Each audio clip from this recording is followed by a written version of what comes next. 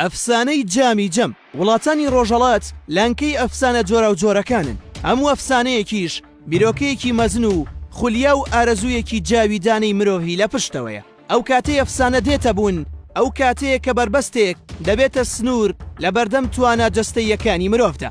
بەڵام خەیاڵەکانی مرۆڤ دەچێتە ئەو دیوی بربەستەکەوە و بە خەیاڵەکانی وێناکانی پێکەوە دەنێ و بە ئەفسانەیەک ئارەزوە بێ سنوورەکانی تێر دەکات. لەلایەن فۆلکلۆرناس و ئەفسانە ناسانەوە گەلێک پێناسی جۆرا و جۆر بۆ ئەفسانە کراوە. بەڵام ئەوەی لە پێناسەکاندا گرنگ بێتەوەیە کە ئەفسانە خەیاڵ و وەهمی ڕوود نییە، بەڵکو زۆر جار بناغەیە بۆ بنیادنانی واقعیەتێکی گەورە. ئێمە ئەمڕۆ وەک نمونە ئەفسانەی جامی جەم بۆ ئێوە دەگێڕینەوە. جامی جەم ئەفسانەیەکی ئێرانی کۆنە. جام بەواتای ئاوێنە و جەمیش کورتکراوەی جەمشیدە، واتە ئاوێنەی جەمشید. جەمشید پادشایەکی کۆنی ئێرانە. تەختی پادشایەتیەکەی باڵی بەسەر چەند شانشینێکدا کێشا و دەسەڵاتێکی ڕەهایی بەسەر ئەو ناوچانەی ژێردەستیدا هەبوو. بەڵام پادشا جەمشید کێشەیەکی هەبوو. ئەو پادشایە بەردەوام دڵەڕاوکەی ئەوەی هەبوو کە بزانێت لە بەشەکانی تری جیهان و قەڵەم ڕەویەکەیدا چی ڕوئەدات. کاتێک سوارێکی ناردووە بۆ هێنانی هەواڵێک تاک و سوارەکە گەڕاوەتەوە، پادشا جەمشید لە دڵەڕاوکێدا نقم بووە و هەستی بە نەخۆشی کردووە.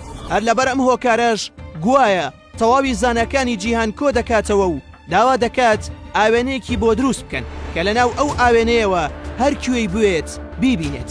و ێزانەکانیش دوای 6 مانگ لە بەردی سووری ژێر دەریا ئاوێنەکەیان بۆ دروست کرد. ئەم ئاوێنەیە بە چەند ناوێک ناونراوە، لەوانە ئاوێنەی جیهان بین، ئاوێنەی جیهانما، ئاوێنەی کەیخسرە و چەند ناوێکی تریش. لە پاش بەدەستهێنانی ئەم ئاوێنەیە پادشا جەمشید ڕۆژانە لێیەوە سەیری جیهانی دەکرد و ئاگاداری هەموو ئەو شتانە دەبوو کە لە ناوچەکانی تری جیهان ڕوودەدەن. ئەفسانەی جامی جەم بیرۆکەی مرۆڤە بۆ گەشەکردنی زیاتر و زانینی هەواڵی جیهان لە سەدە کۆنەکاندا. واتە مرۆڤ ئەو ئارەزوەی هەبووە کە لە ماڵ و شوێن و وڵاتەکەی خۆیەوە جیهان ببینێت.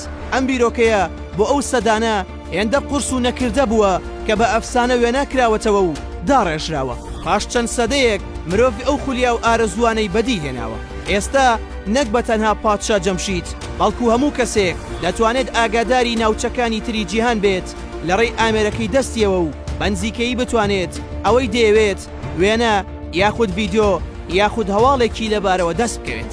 ئەفسانەی جامی جەم لەناو ئەدەبیاتی فارسی و کوردی و عەرەبیدا ڕەنگی داوەتەوە و زۆرێک لە شاعیران وەک نمونەی باڵادەستی باسییان لەو ئاوێنەیە کردووە.